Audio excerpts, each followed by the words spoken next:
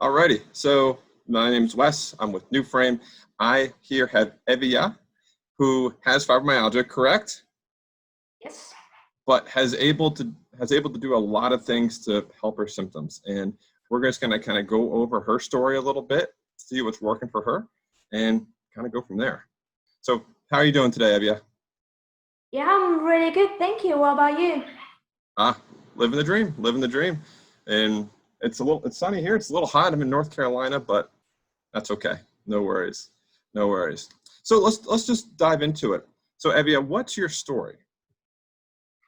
Well, 3 years ago, I had my youngest boy, and I just was feeling really exhausted, like fatigue and in so much pain, and the migraines, and like I couldn't handle my baby crying, and I was sensitive to light. So all these symptoms suddenly appeared, and I wasn't really sure what's going on. So I knew something is wrong.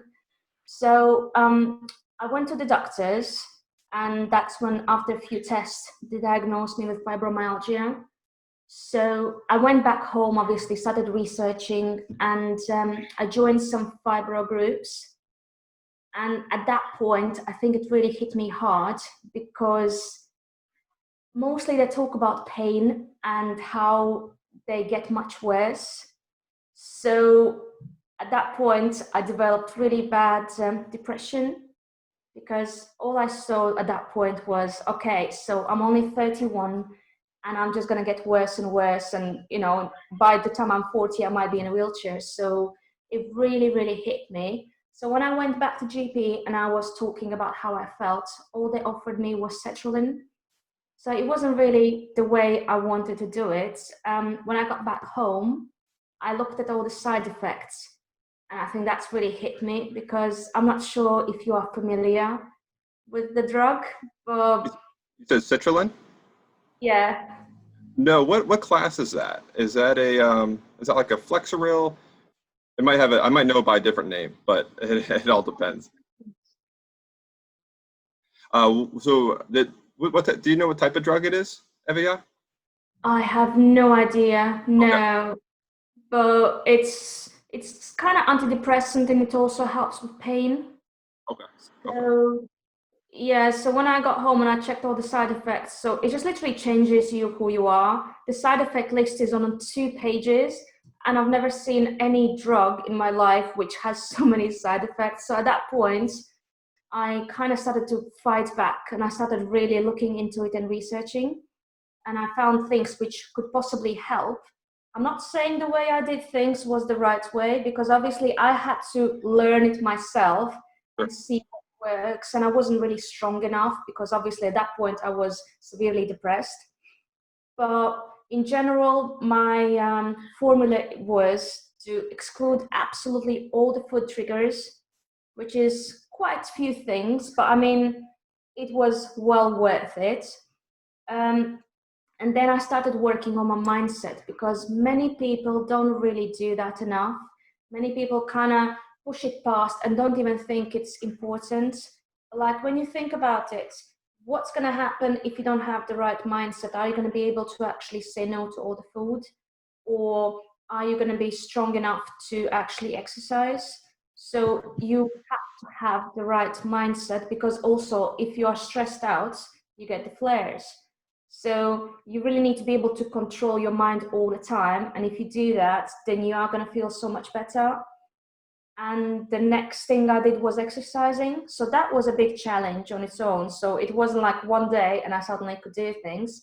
But the fact that I went from nothing and I wasn't able to even have a long walk to now being able to run for an hour, it just says that your mindset and your power within your mind, it can do wonders. Absolutely, absolutely. And that's what you said there is so big, saying that it didn't happen overnight. It wasn't like, oh, I changed my mindset, I'm good now. It was a lot of small actions you did and small improvements that really led you to where you are today. And I, I clapped at that because that's awesome. That's really great. That's really great. So would you say the nutrition aspect helped you more, or the exercise aspect, or was it a combination of everything? It was everything. All those things worked hand in hand, because what I've noticed in all the fibro groups I'm in, people will do either one or another, and they say, I didn't really see much difference. And that's where the problem is, because just by, I've tried all that, that's the thing, so I kind of know it. I've tried to exclude only the food, and I saw improvements, but it wasn't enough. I wasn't pain free. I still had the aches and I still had other problems.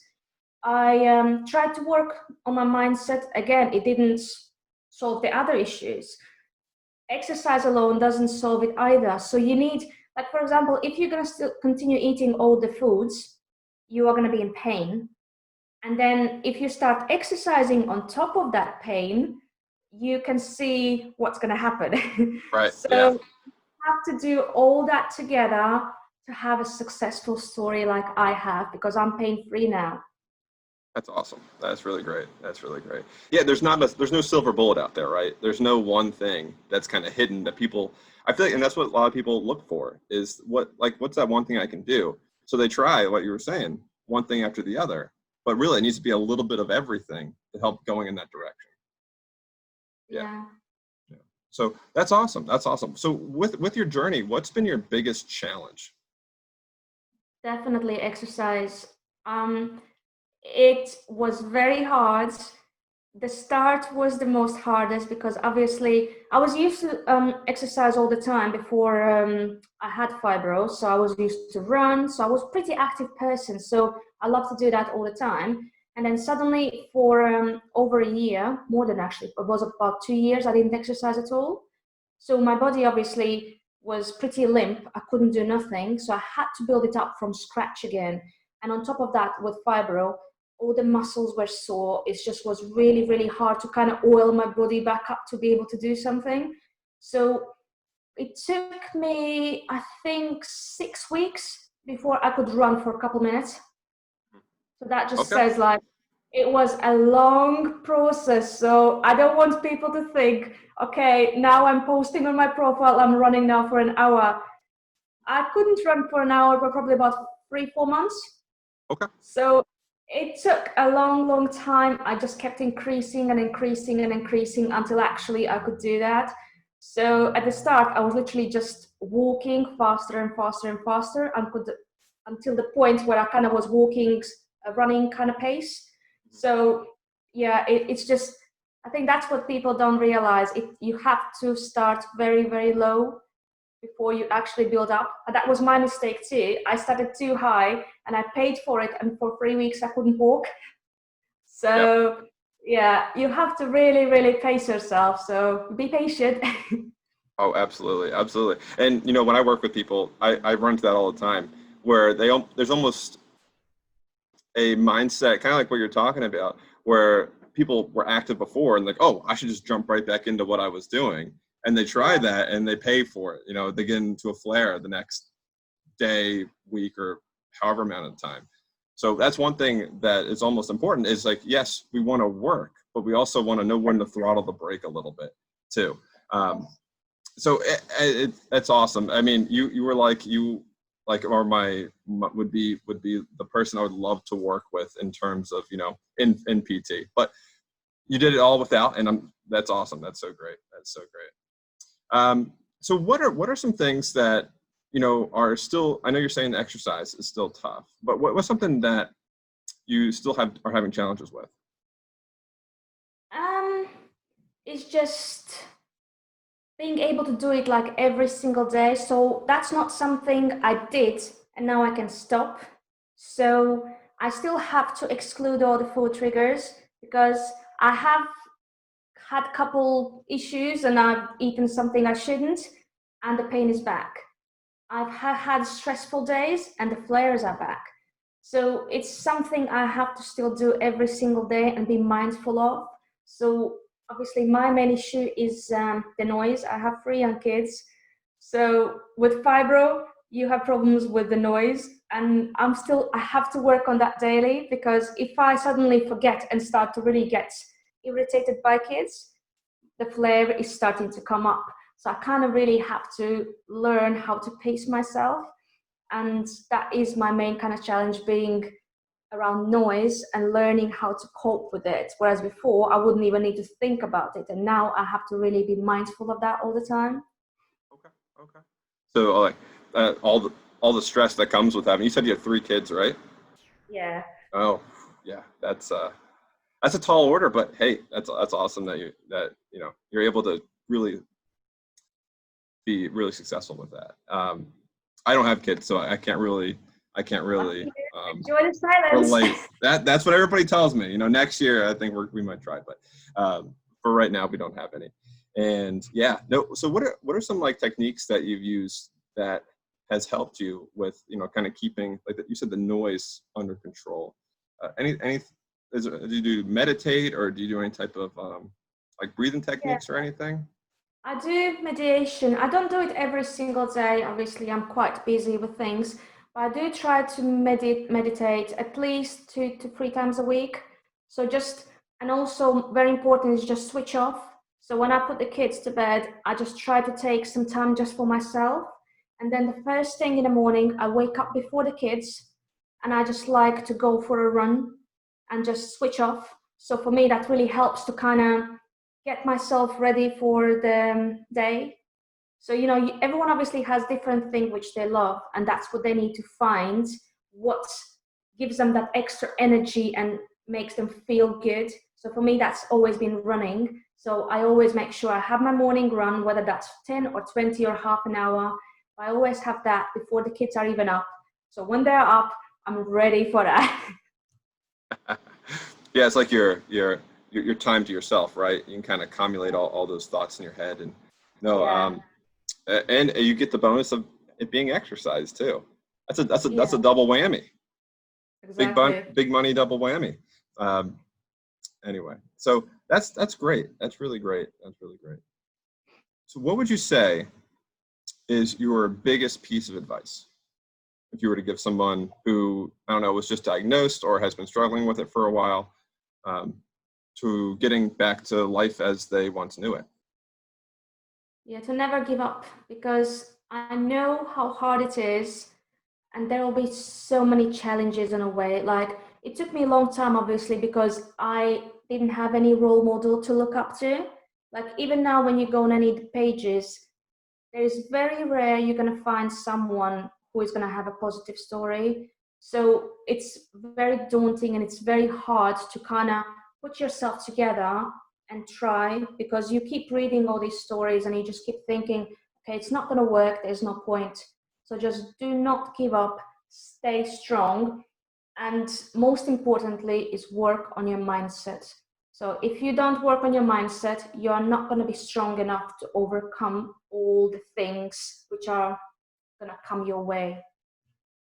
Okay. Yeah. No, that's great. I agree with you. A lot of the times when we go in these Facebook groups, a lot of things are really almost negative. And there's not a lot of those positive lights. And that's what drew me to you to begin with, because I was on it and I was like, oh, this person, is talking like really in a positive light. And that's few and far between, few and far between. And I know it's not as easy as just going, oh, I'm going to be positive now about it, but it's those small little micro actions you make throughout the day, right? To kind of Yeah, start changing the gears in there a little bit. yeah.